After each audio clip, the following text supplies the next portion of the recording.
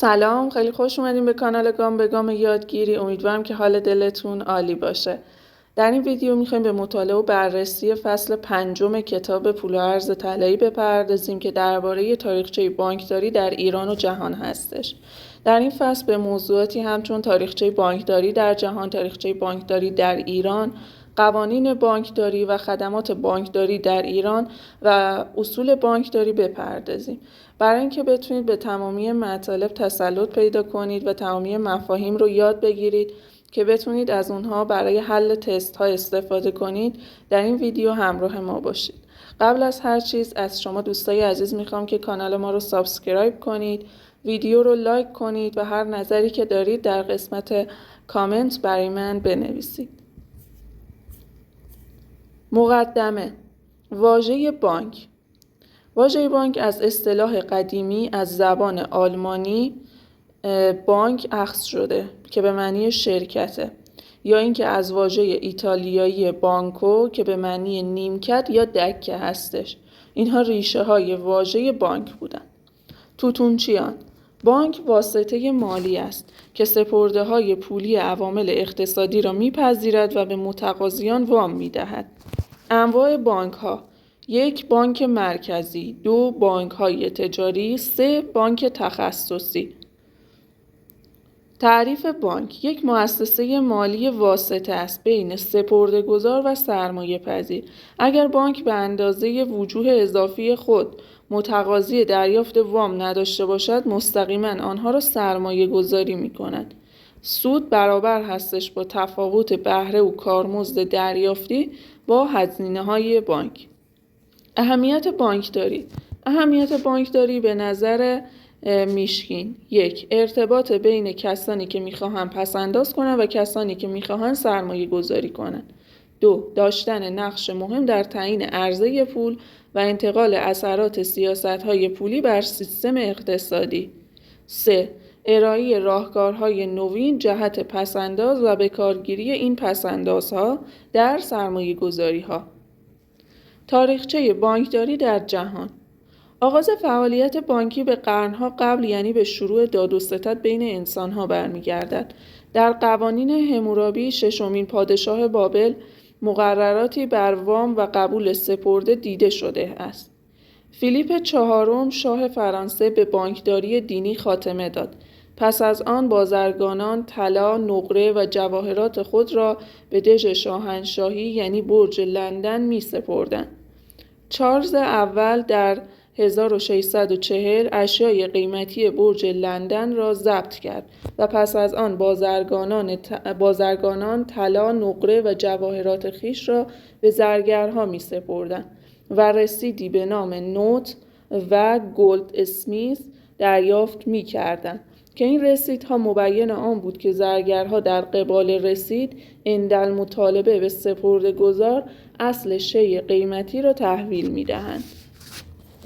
زرگرهای هوشمند بیش از میزان موجودی طلا و نقره خود رسید صادر می کردند و این رسیدها را وام داده و در قبال آنها کارمزد دریافت می کردند. این اولین گام برای ایجاد اعتبار یا خلق پول بود. بانک ها به ترتیب تأسیس. اولین مورد بانک بارسلونا در سال 1401 توسط شهرداری تأسیس شد. اولین بانک دولتی. بانک آمستردام در سال 1609 میلادی به عنوان اولین بانک سهامی توسط شهرداری آمستردام تأسیس شد. هدف: تسهیل و ترویج بازرگانی بین المللی. فعالیت این بانک در ابتدا فقط پذیرفتن مسکوکات فلزی قیمتی به عنوان سپرده بود. عمده فعالیت‌های این بانک: استاندارد نمودن سکه‌های گرانبها. این بانک انحصار عملیات ارزی را در دست داشت و قانوناً مجبور به نگهداری ذخیره 100% فلزات گرانبها بود. ملیت: هلندی. علت سقوط تدریجی: برخلاف مقررات از سپرده افراد برای پرداخت قرضه و کسب سود بیشتر استفاده می‌کرد. بیشتر فعالیت بانک آمستردام استاندارد کردن سکه‌های گرانبها بود و این بانک انحصار عملیات ارزی را در دست داشت. بانک هامبورگ در سال 1619 با استفاده از الگوی بانک آمستردام تأسیس شد. واحد پول مارکو بانکو. ثبت سپرده‌ها با این واحد صورت می‌گرفت و پرداخت اصل سپرده‌ها از سوی شهرداری تضمین می‌شد. ملیت آلمانی. بانک نورنبرگ در سال 1620 در نورنبرگ آلمان تأسیس شد. شهرداری همه بازرگانان را ملزم کرده بود تا در این بانک حساب سپرده داشته باشند. اساسنامه این بانک دقیقاً مشابه اساسنامه بانک هامبورگ بود. بانک ونیز اولین مؤسسه مالی خصوصی در سال 1637 در ونیز ایجاد شد. از تلفیق دو بانک بانکو دل ریالتو به اضافه بانکو دل گیرو افتتاح شد. زیر نظر مجلس سنای آلمان فعالیت می‌کرد. اقدام به انتشار رسیدهای متحدالشکل کرد که گامی در تولید اسکناس محسوب شده است. ملیت ونیزی.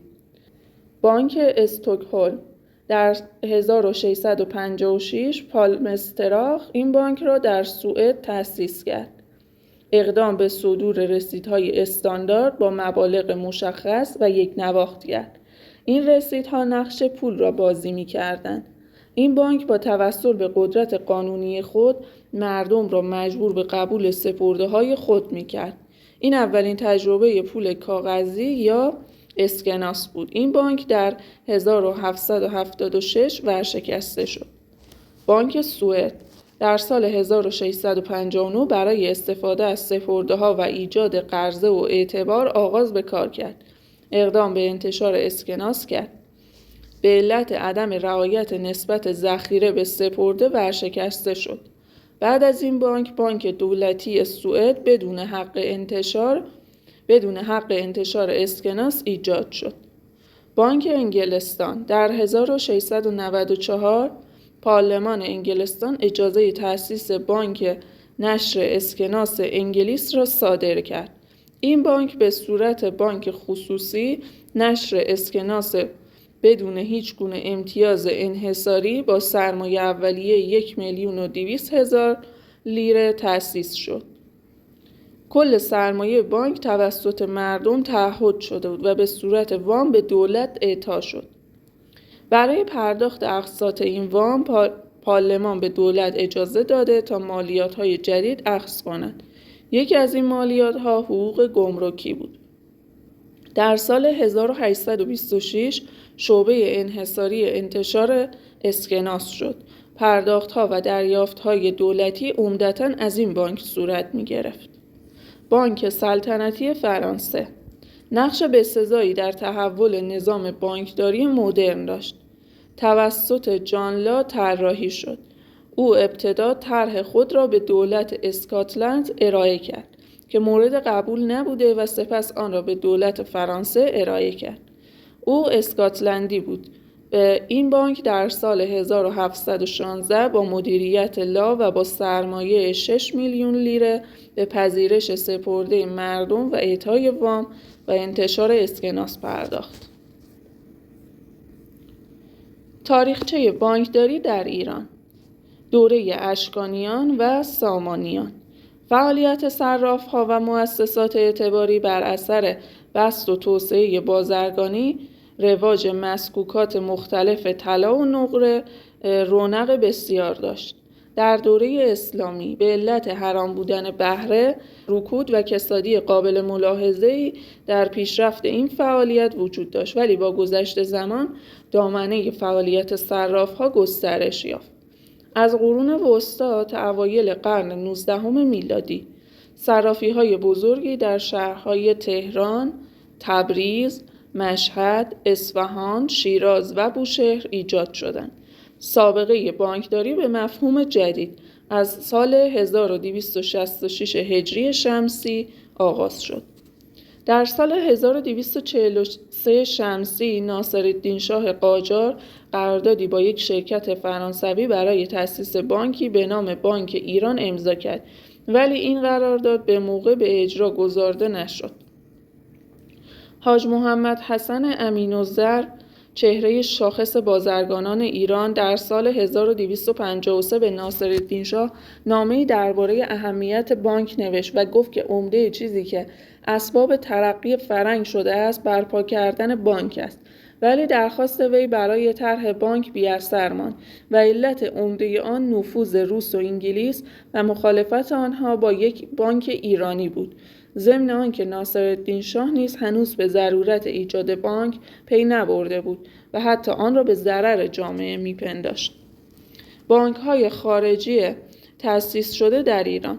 ترتیب تأسیس بانک‌های خارجی در ایران: اولین مورد بانک جدید شرق، 2 بانک شاهنشاهی ایران، 3 بانک استقراضی ایران، 4 بانک عثمانی، 5 بانک روس و ایران.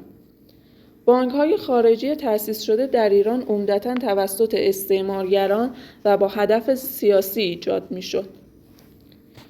بانک جدید شرق، سال خاتمه و سال تأسیسش از سال 1266 تا 1269. مؤسس اون تامس، وکیل بانک خاور، ملیتش انگلیسی، مرکز فعالیت، مرکز آن لندن بود و در مناطق جنوبی آسیا به ویژه هند فعالیت میکرد.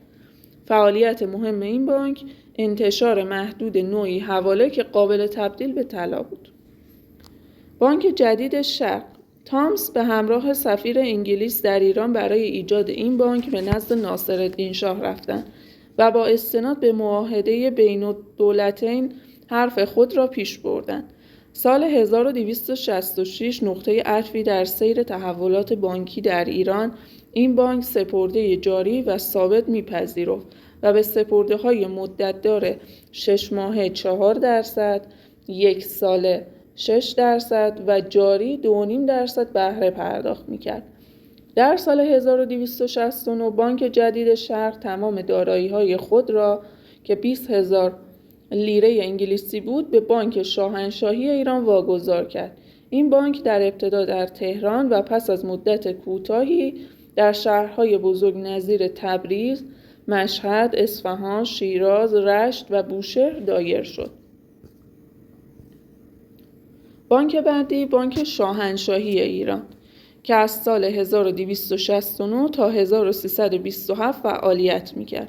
مؤسس اون جولیس رویتر، ملیت انگلیسی، هدف حداکثر کردن سود برای سهامداران انگلیسی، سرمایه 1,000,000 لیره انگلستان. بانک شاهنشاهی ایران به موجب امتیاز معروف رویتر تأسیس شد که با این کار اختیار کلی اقتصاد کشور دست یک مؤسسه بیگانه قرار گرفت. کشور انگلیسی به خاطر اینکه قدرت مؤسسه پولی ایجاد شده قبلی یعنی شرق را از دست ندهد، نام این بانک را ایرانی نهاد.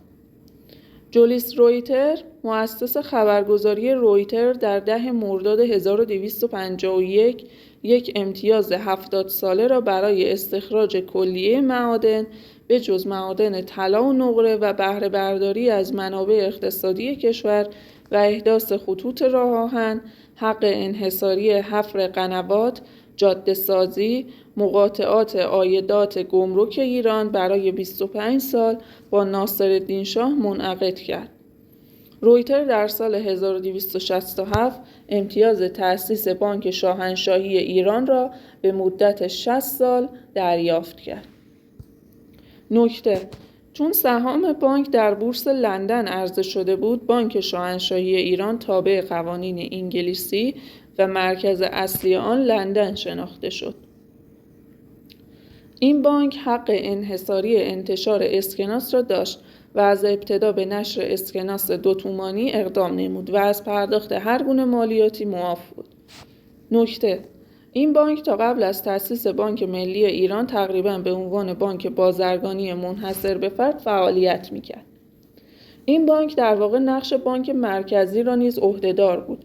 امتیاز انحصاری نشر اسکناس در سال 1309 از بانک شاهنشاهی ایران بازخرید شد، ولی این بانک تا پایان دوره امتیاز 60 ساله خود یعنی 1327 فعالیت بانکی خود ادامه داد و از سال 1327 تا 1331 بدون مجوز نیز تحت عنوان بانک انگلیسی در ایران و خاورمیانه در ایران فعالیت کرد. نکته: فعالیت جدید بانک شرق و بانک شاهنشاهی ایران به نحو چشمگیری نرخ لیره را در ایران کاهش داد و این به زیان صراف‌ها بود. هنگامی که بانک به ایران پول قرض می‌داد، درآمد گمرکات جنوب و غرب کشور و درآمد حاصله از امتیازات شیلات دریای خزر را به عنوان تضمین گرو می‌گرفت. همچنین نرخ ارز منحصراً در این بانک تعیین و اعلام می‌گردید.